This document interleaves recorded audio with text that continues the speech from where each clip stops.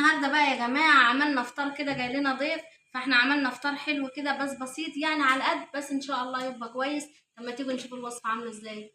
ازيكم يا جماعه، عاملين ايه؟ يا رب تكونوا بخير، وحشتوني. انا النهارده هعمل فطار يعني انا مش عارفه هو يعني اعتبر ما عنديش حاجه خالص الا البيض، 5 بيضات وحبتين بس بطاطس. طب تعالوا بقى نشوف. ودي جبنه رومي اهي اللي هي الحمرا دي. طب تعالوا نشوف احنا هنعمل ايه مع بعض. اول حاجه هنعملها، احنا البطاطستين بتوعنا غسلناهم كويس جدا وصفيت منهم الميه. واول حاجه هعملها عشان الوقت، طبعا انت زي ما يكون تبقى قاعده كده ايه، ولا بيكي ولا عليك تلاقي حد جايلك، انت بتصرفها انت وولادك، ممكن تعملي اي حاجه وتاكلوا كده وخلاص. لا، اما بيبقى حد جايلك وبتبقوا محتاره وعايزه تعملي، وانت بقى ما فيش ولسه قايمه من النوم تلاقي حد في وشك كده، دي بتبقى ايه، حاجه تانية يعني. فهننزل بقى بالبطاطس بتاعتنا في الزيت اهوت.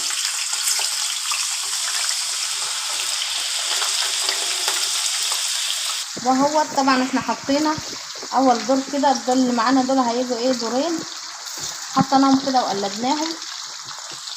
احنا بعتنا ياسر يجيب لنا علبة فول، هنحبش كده الفطار بتاعنا، بس شوفوا لها لحد الاخر ان شاء الله، ربما يعجبكم تقوموا ايه تعملوا يعني تصرفوا نفسكم زي كده على الاقل. اي حاجه ما نشوف هيعجب الناس اللي جايه لنا ولا لا.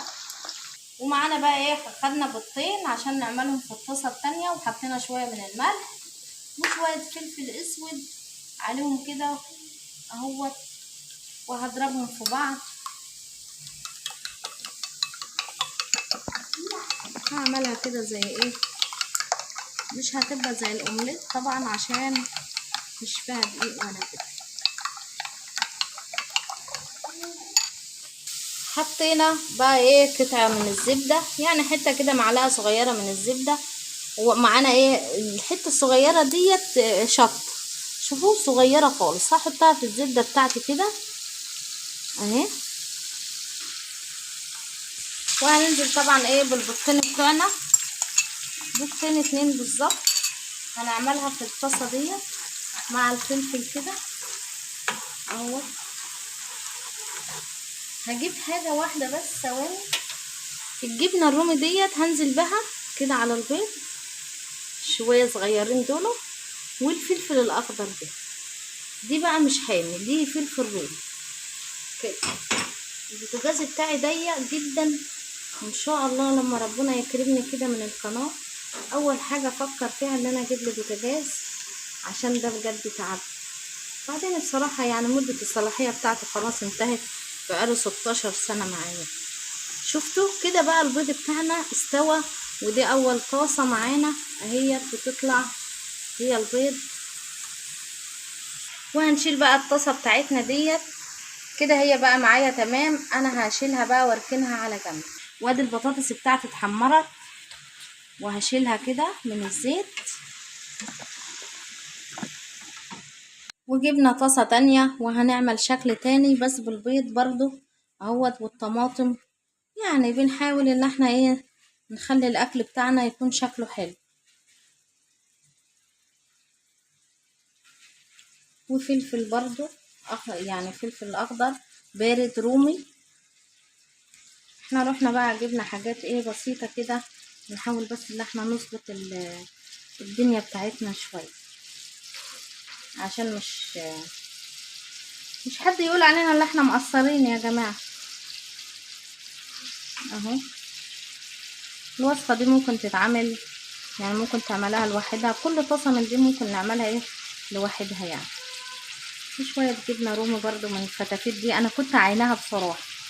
انا الجبنة ديت اما بتفض عندي حاجة، يعني حاجة بتفيض عندي، بقوم عيناها حطها في كيس وربطها كويس وحطها في الفريزر. وانا ما حطيتش ملح طبعا عشان الجبنة الرومي انتوا عارفين اللي هي حادقة، فانا ما حطيتش ملح اهو. والثلاث بيضات اللي هما فاضوا، انا النوع في الطاسة التانية عاملة بيضتين، دي التلاتة برضو ضربتهم في نفس الطبق، وحطيت بس شوية فلفل اسود. وهنزل بقى ايه على الطاسة بتاعتي دي،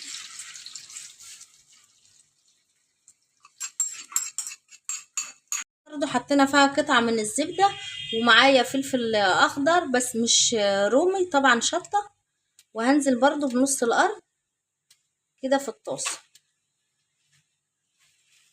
وهو بعد ما شوحنا الفلفل كده الحته نص القرن الصغير الشطه ده، حطينا فصين 2 بالظبط من الثوم، وحطينا 3 حبايات من الطماطم مقطعينهم كده قطع صغيره، وفلفل رومي يعني زي ايه اقل من ربع قرن، ونزلنا كده عليهم اهو، عشان احنا عندنا علبه الفول كبيره قوي قوي، فعشان كده ايه احنا بنزود في الفول يعني. هوريها لكم دلوقتي. علبه الفول اللي احنا بنجيبها من بره معلقتين 2 بالظبط، لو مش زودت لها ما تعرفيش تاكليها، وايه ب12 جنيه يعني كتير علني كده. هنحط شويه ملح صغيرين خالص، شفتوا مش باينين اساسا في المعلقه. وعلبه الفول بتاعتي اساسا عليها ملح، بس انا حطيت شويه صغيرين. شفتوا علبه الفول قد ايه يا جماعه؟ يا خراشي، هي ظاهره ليه كبيره كده؟ طيب مش كبيره خالص، معلقتين 2 بالظبط اهو. طب شفتوا ادي معلقه اهو، وادي معلقه اهي، شفتوا والله علبه الفول اهيت. يلا الحمد لله الحمد لله، نعمه وفضل. فاحنا لو ما زودناش يبقى احنا ايه ما نعرفش ناكل فول. والريحه اللي انا عاملاها دي طبعا الخلطه اللي انا عاملاها ربع نص قرن شطه مع حتتين الزبده كده حلوين قوي، مدين ريحه حلوه قوي، مع بقى الطماطمايه الحاجات البسيطه ديت بتبقى جميله جدا. وكده معايا الفول بتاعي استوى، مش هسيبه لحد ما ينشف، لا انا عايزاه كده اهو. هطفي عليه واحطه بقى. وطبعا الطاسه بتاعتي اللي انا عامله بها البيض باللانشون انا غطيتها عشان تستوي براحتها وهديت عليها خالص. تعالوا نكشفها مع بعض ونشوف النتيجه. بسم الله ما شاء الله، شفتوا؟ انزل كمان لتحت، والله الكاميرا ظلماه. بسم الله ما شاء الله. ان شاء الله الافطار بتاعنا يشرفنا النهارده، ونحاول يعني ان احنا نظبط الدنيا. الفطار بتاعنا يا جماعه، وعايزاكم تكتبوا لي في التعليقات تقولوا لي حلو، لو حد جالكم هتعملوا زيه ولا لا. والتجربه كده حلوه، ولاول مره بعمله معاكم وعجبتني قوي ديت، فقلت ايه اللي انا اجيب ب10 جنيه لانشون كده واعمل اظبط الموضوع يعني. البطاطس بتاعتي بعد ما حمرتها حطيت عليها بس شويه ملح صغيرين كده، اللي انا هحدقها عشان مش كنت نقعها في ميه بملح. وادي البيض اللي احنا عملناه الاول بالفلفل الاخضر اهوت، والجبنه الرومي برده، وادي معانا مخلل ايه بس بتنجان، وادي الفول بتاعنا، وادي العيش اهوت. عايزاكم بقى تقولوا لي ايه رايكم النهارده في الفطار بتاعنا ايه، وجاي لنا ضيف يعني جاي لنا ضيفين يعني كده، بس يا رب يكونوا خفاف عشان ايه الموضوع يبقى ماشي يعني. الفيديو النهارده بتاعنا عجبكم، واشوفكم على الف خير في فيديو جديد. لو اول مره بتشوفوني انا اسمي نجوى ابراهيم، مش تنسوا بقى تصلوا على النبي عليه الصلاه والسلام، مش تنسوا تعملوا لايك واشتراك للقناه وتفعلوا الجرس عشان يوصلكم مني كل جديد. اشوفكم على الف خير في فيديو جديد، مع الف سلامه، باي باي.